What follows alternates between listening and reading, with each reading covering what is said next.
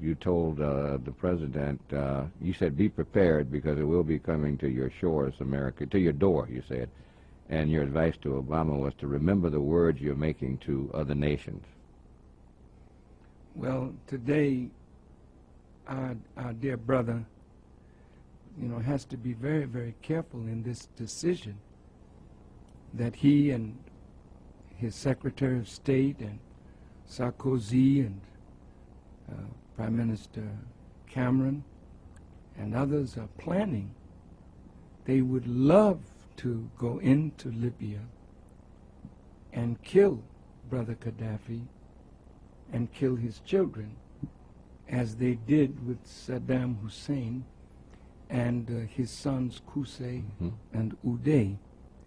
You must remember, dear people of America, that whenever government wants you to think and act in a certain way that would bring justification to an action that they are already planning to make, they must make the person that they hate a boogeyman. Now, nobody wants civil war.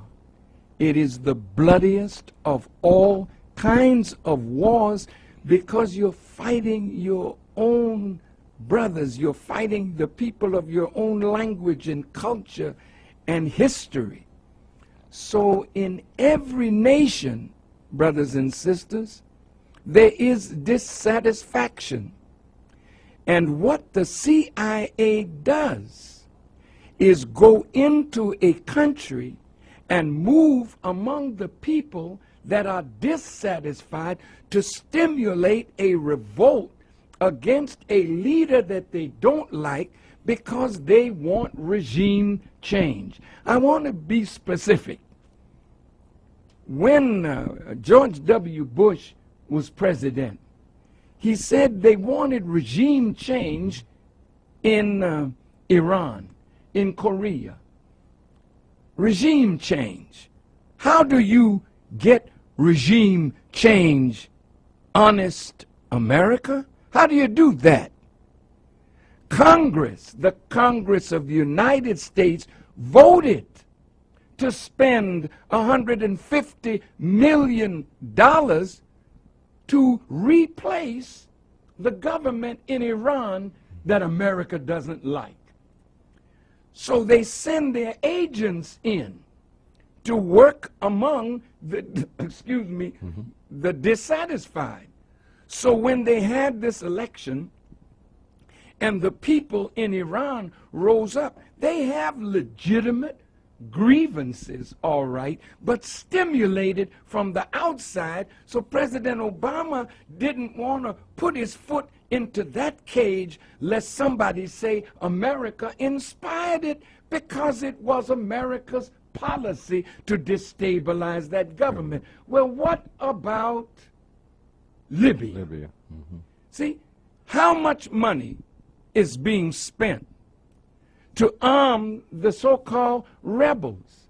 They're dissatisfied. Well, what is their dissatisfaction about? Do they have jobs? Yes. Do they have food? Yes. Has Gaddafi used the oil money to build Libya? Yes. Did Gaddafi use oil money and discover water under the Sahara Desert and brought that water to the surface and brought water from Benghazi all the way to the border almost of Tunisia?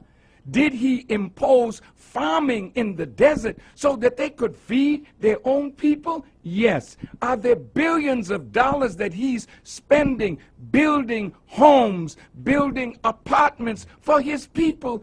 Yes. So something is under this.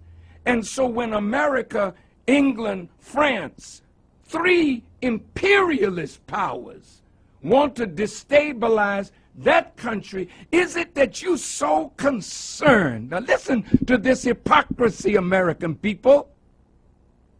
Is it that you're so concerned over the blood that is being shed in Libya when you look the other way when the Israeli Defense Force was bombing the innocent people of Gaza, unarmed, men, women, and children, but our government looked the other way. You looked the other way when the Israeli Defense Force went into Lebanon thinking that they were going to have an easy victory. Then you had to come out with your tail between your legs. Don't tell me and wise black people or white people that you're interested in black suffering. Where were you in Rwanda? Where are you in the Congo? Why did you go to Darfur? Because oil is there. No, you don't want to save the Libyan people. That's your noble motive to hide your wicked agenda. Now, I want to warn you in the name of Allah that this is more complex than what you think. Go into Libya if you want to. The Libyans do not want foreign occupation on their land. And when you make that kind of move, if you're not careful, you'll unite the Libyan people against you. And again, Gaddafi wasn't sitting in any tent twiddling his thumbs over these last 10 years. This man has been investing in African development. This man has been moving throughout Africa. This man has friends all over the world. He may not be your friend, but if you take him out and kill him like he's some rotten fella that wants to kill his own people, what did you do in Waco? What did you do when your people rose up? Did you talk them out of it? No, they had weapons, you bombed them. What did you do in Philadelphia with the movement? Did you talk them out of their home or did you bomb them? We didn't hear any outcry from you religious hypocrites that love the lives of human beings. You're a liar and a hypocrite. And I warn my brother, don't you let these wicked demons move you in a direction that will absolutely ruin your future with your people in Africa and throughout the world. They don't like the way you handle Mubarak. They don't like the way you're handling the situation in the Arab world. So I would advise you to be careful and move with wisdom and skill. My advice would be, why don't you organize a group of respected Americans and ask for a meeting with Gaddafi? You can't order him to step down and get out. Who the hell do you think you are?